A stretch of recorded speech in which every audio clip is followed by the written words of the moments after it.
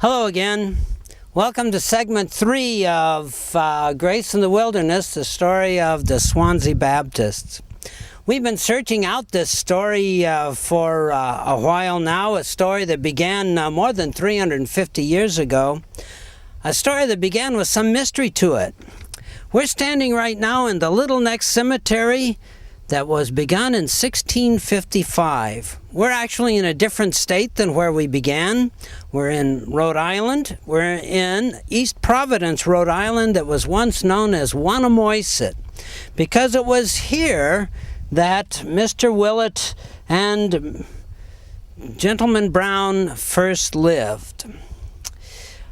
My name is Charlie Hartman. I'm the 46th settled pastor of the First Baptist Church in Swansea, recently retired.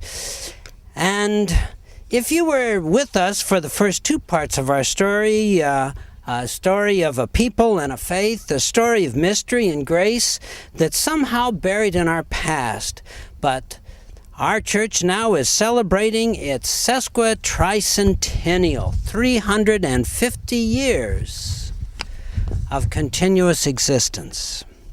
We ended our last segment by posing the question, how did John Miles come to New England? And how did he end up founding a congregation and the town of Swansea?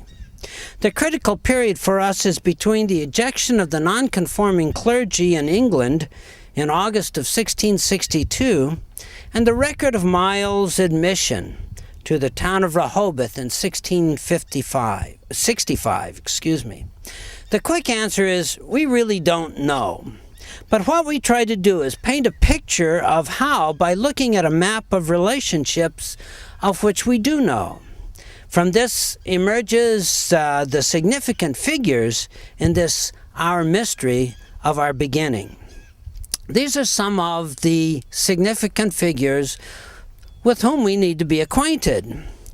Right here is John Brown, gentleman. John Brown came to Rehoboth in 1644, probably from Taunton, to become a member of the Newman Congregational Church. Perhaps he was a relative of the radical Robert Brown, a radical separatist. John advocated, as he became a leader in the Plymouth colony and assistant governor, for religious toleration. He was one of the wealthier people in the colony, settling here in Swansea. Shortly before his death, he traded lands in Taunton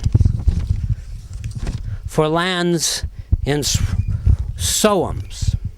His son James Brown, an original signer of our organizing covenant and constituent member of the Swansea congregation, also lived here in Swansea. James Brown was an important leader too. At one point, being an assistant governor, he inherited his father's lands when his father died about 1662. But in 1649, he had become a part of what I termed the Proto-Baptist group that was associated with Obadiah Holmes in the brief schismatic movement in the Newman Congregational Church. Records show that he was a central figure in the development of the Swansea experience. But perhaps the most influential actor that we want to get to know today from those early days was Thomas Willett. Willett came later into the Plymouth scene as a young man fresh from the Leiden community, which he had been there under the leadership of the elder John Robinson. He was a leading member of the Newman congregation and related to the Browns through his marriage to Mary Brown, James' sister. Willett held many positions of influence, not only in the Plymouth government, but also to the authorities of the Massachusetts Bay Colony.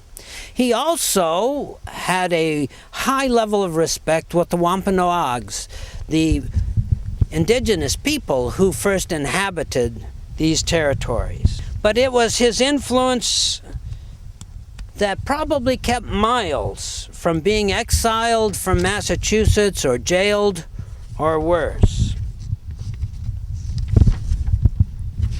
He was one of the principal architects of the town of Swansea, utilizing a Dutch system of 3 ranks to distribute the properties there.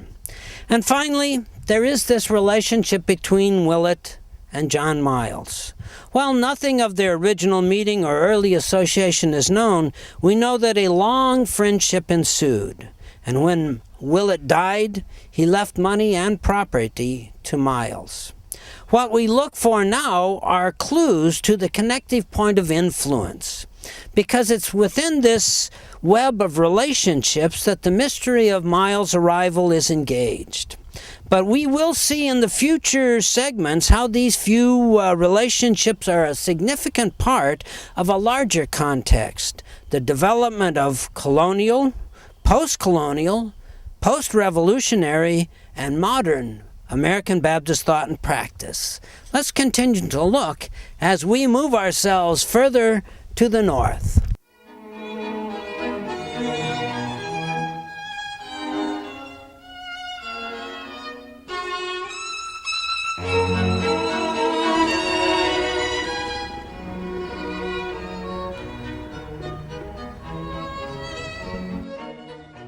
We're standing here this afternoon at the gravesite of Samuel Newman, right behind me here, who founded the church that originally settled Rehoboth back in 1643.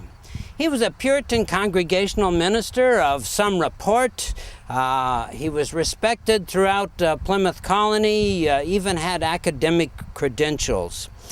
He was the one who named Rehoboth out of the Hebrew word for broad place, or a wide open place that was good for living, as he translated it. The town was originally organized around a ring of green in which each of the proprietors had a building lot, a house lot. And as we read that old list, we see many of them later became Baptists. In 1649, there arose a conflict within this congregation with a man named Obadiah Holmes. Scholars of that period would describe him as pugnacious. The quote that I liked, he said, "Question everything, question everything." After the dust-up with the Newman leadership, Obadiah Holmes went to Newport and became one of the leaders in the Baptist church there. In 1650, just a short time after he left here, he went to Lynn, Massachusetts with several others from Newport, were found preaching against infant baptism in public, was arrested and consequently whipped on the Boston Commons.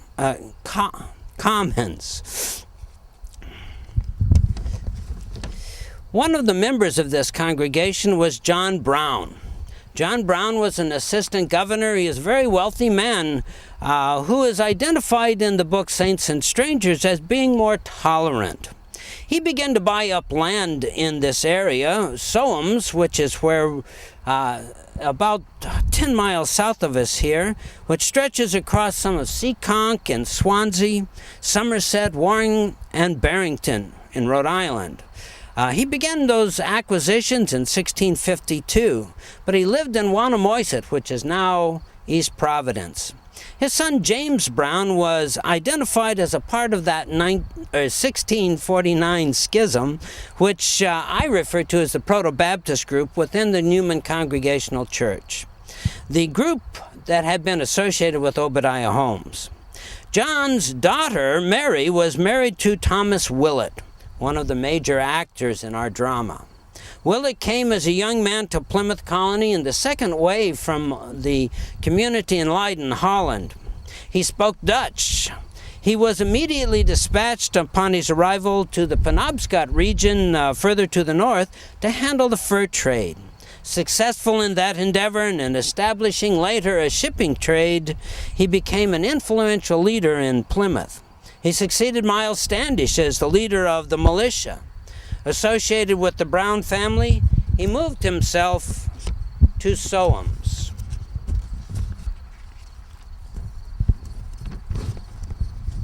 and prepared with Brown and others to establish a town with a greater tolerance a part of its government. It was Willett that on November 23, 1663, asked this Newman Congregational Church to seek additional clergy leadership, for in the year before Samuel Newman had died and was replaced by Zechariah Sims, a Massachusetts Bay Puritan from near Boston. My theory of this mystery is that with the permission of November of 1663, a series of connections were made between the Brown family, particularly James, who became a constituent member in the Swansea congregation and a leader in the new town to be of Swansea. Whether transported by Willett ships or through the Boston connections, John Miles escapes England and arrives in Massachusetts. There are a few and sketchy records for the Baptists and for Miles' entrance into the colonies, but this is understandable when you consider that both in England and in the colonies, especially in Massachusetts, Baptists were held to be incendiaries of the Commonwealth and their beliefs and practices illegal.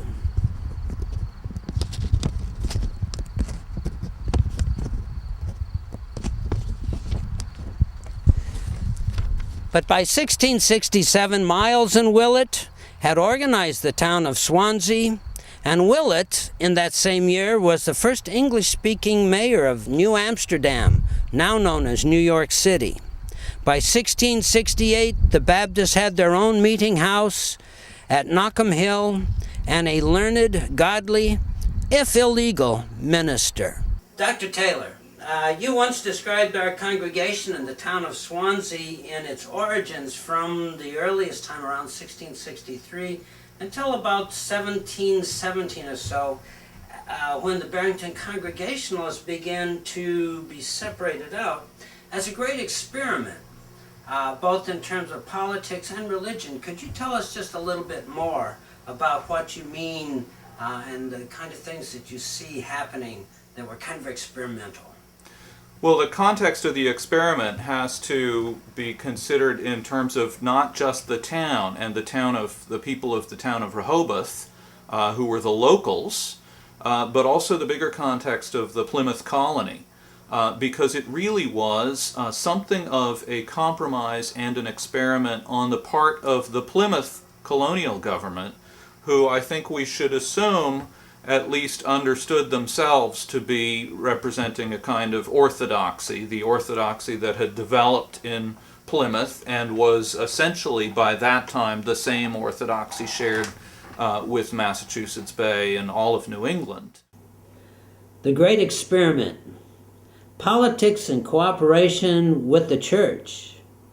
Next time we will hear Dr. Taylor explain this unique moment in our history.